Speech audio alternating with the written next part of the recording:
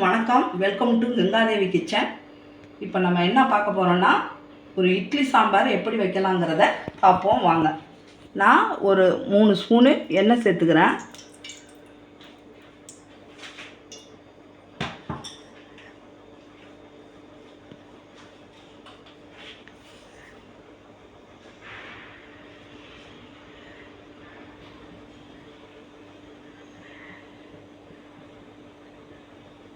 இதில் 1 ஸ்பூன் கடுகு சேர்த்துக்கிறேன்.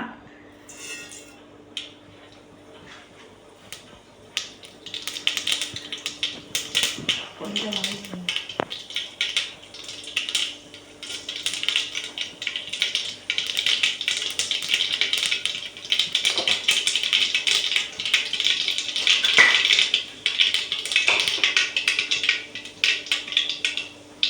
2 காஞ்ச மிளகாய் சேர்த்துக்கிறேன். 2 பச்சை மிளகாய் சேர்த்துக்கிறேன்.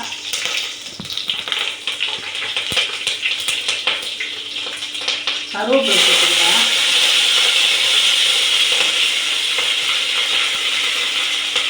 ஒரு 150 சின்ன வெங்காயம் கட் பண்ணி வச்சுருக்கேன், அதையும் சேர்த்துக்கிறேன்.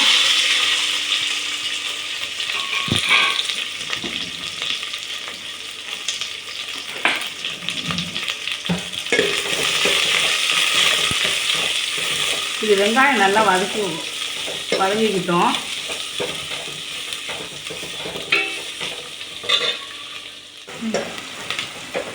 வெங்காயம் இந்த அளவு வதங்கவும், ரொம்ப வதங்க வேண்டாம், ஒரு கண்ணாடி பதம் வந்தால் போதும். இந்த அளவு வதங்கியதும்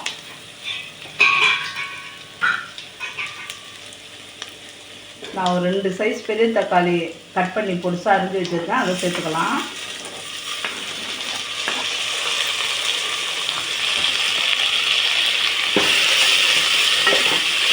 இதுக்கு தகுந்த உப்பு போட்டுக்கலாம்.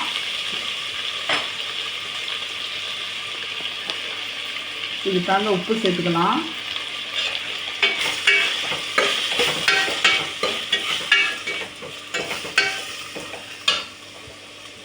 தக்காளி வதங்கட்டும்.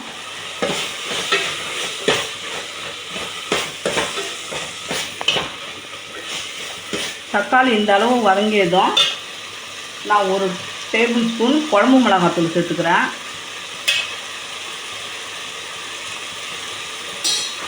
இதை வதக்கிக்குவோம்.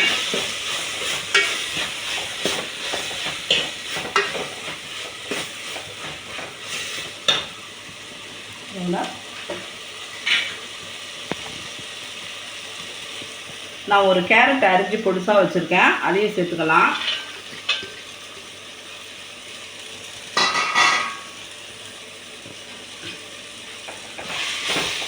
ஒரு 3 கத்திரிக்காய் அரிஞ்சு வச்சுருக்கேன். கத்திரிக்காய் கொஞ்சம் கூட சேர்த்துக்கிட்டாலும் சாம்பார் நல்லாயிருக்கும், அதனால 3 கத்திரிக்காய் அரிஞ்சு வச்சுருக்கேன். கேரட் ரொம்ப போட்டுறாதீங்க, இனிக்கும் சாம்பார்.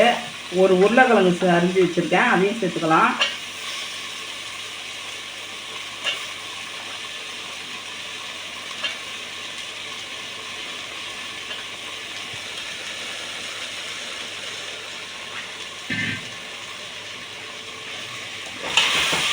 இதை நம்ம வதக்கிக்கலாம்.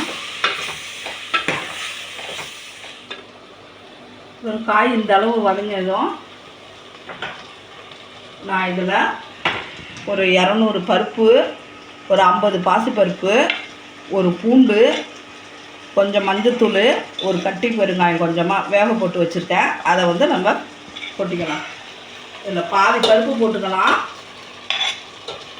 பாதி அப்புறமா தான் போடுவேன். நான் வெந்நீர் கொதிக்க வச்சுருக்கேன், அதையும் ஊற்றிக்கலாம்.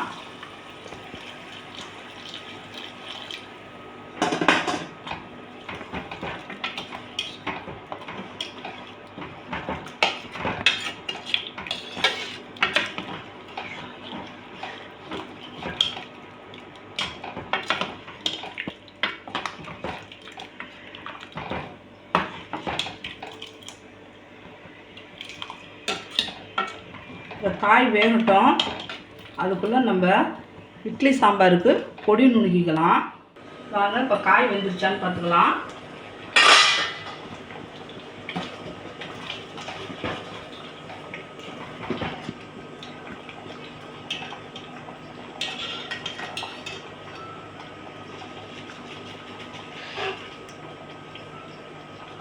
பாருங்க, கேரட் வெந்துருச்சு. கேரட் வெந்தாலே உருளைக்கிழங்கு கத்திரிக்காய்லாம் வெந்திருக்கும்.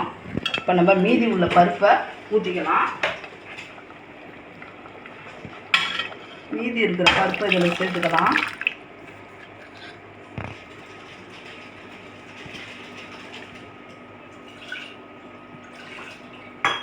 கொஞ்சமாக தண்ணி கழுவி ஊற்றிப்போம்.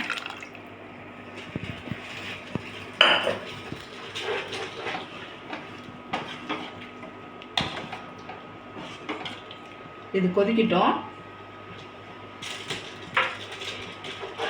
மூடி வச்சுக்கலாம். கொதி வரட்டும்.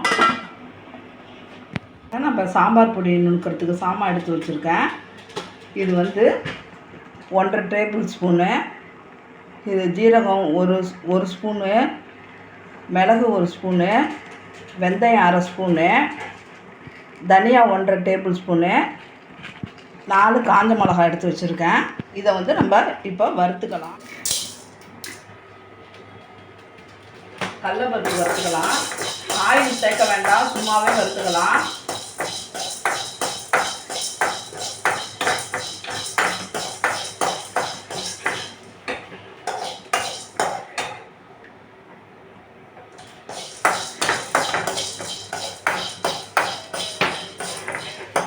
அது கூட இந்த காஞ்ச மிளகாய் சேர்த்துக்கலாம்.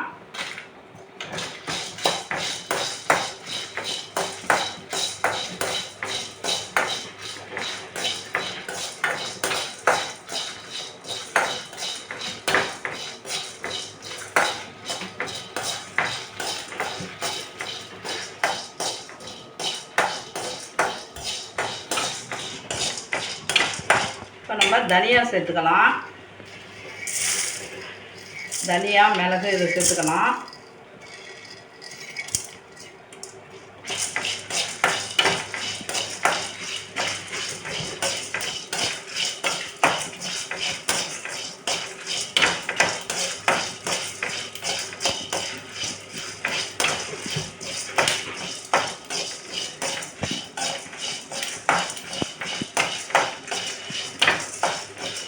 நல்லா பொன்னிறமாக கலந்து வரவும் ஆஃப் பண்ணிவிடுங்க. ரொம்ப கருவக்கூடாது. வாசம் வந்தாலே போதும். இப்போ நான் ஜீரகமும் வெந்தயமும் சேர்த்துக்கிறேன்.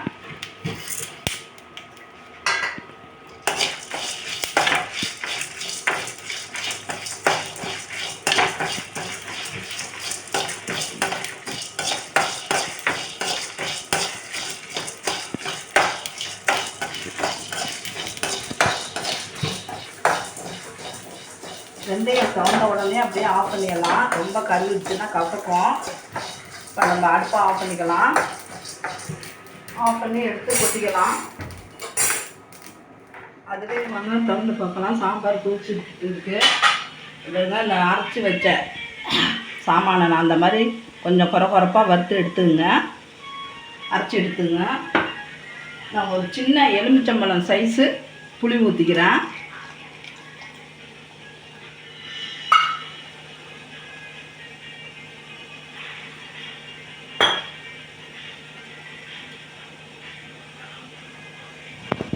இந்த பொடியை இந்த தண்ணியில் கரைச்சி ஊற்றிங்க.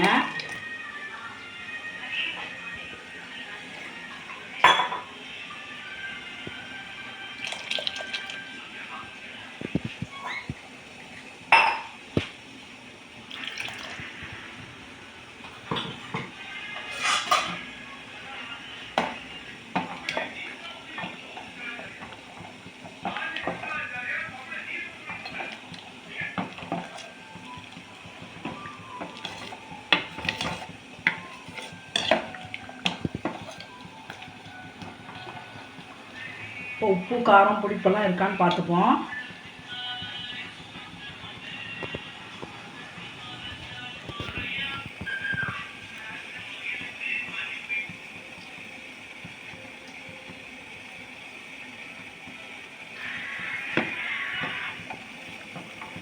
எல்லாமே கரெக்டாக இருக்குது.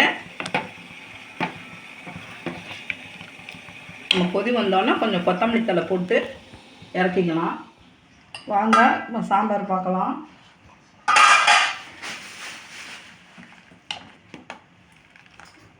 சாம்பார் நல்லா கொதிச்சிருச்சு. இந்த அளவு தண்ணியாக வச்சிங்க. இன்னும் ஆறினோன்னு திக்காகிடும். இதில் கொத்தமல்லி தழை போட்டுக்கலாம்.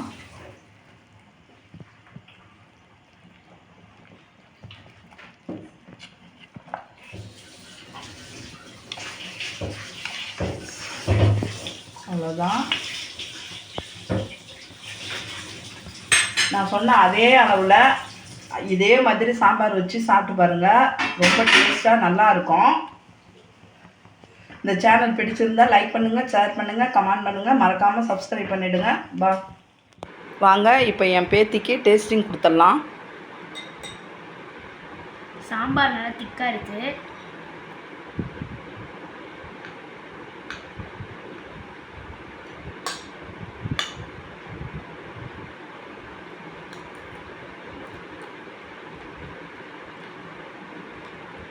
சூப்பராக இருக்குது. எங்கள் அம்மா செஞ்ச சாம்பார். நீங்களும் எங்கள் அம்மா சொன்ன மாதிரி ட்ரை பண்ணி பாருங்கள். இந்த சேனல் பிடிச்சிருந்தால் லைக் பண்ணுங்கள், ஷேர் பண்ணுங்கள், கமெண்ட் பண்ணுங்கள், மறக்காமல் சப்ஸ்கிரைப் பண்ணிவிடுங்க. பாய்.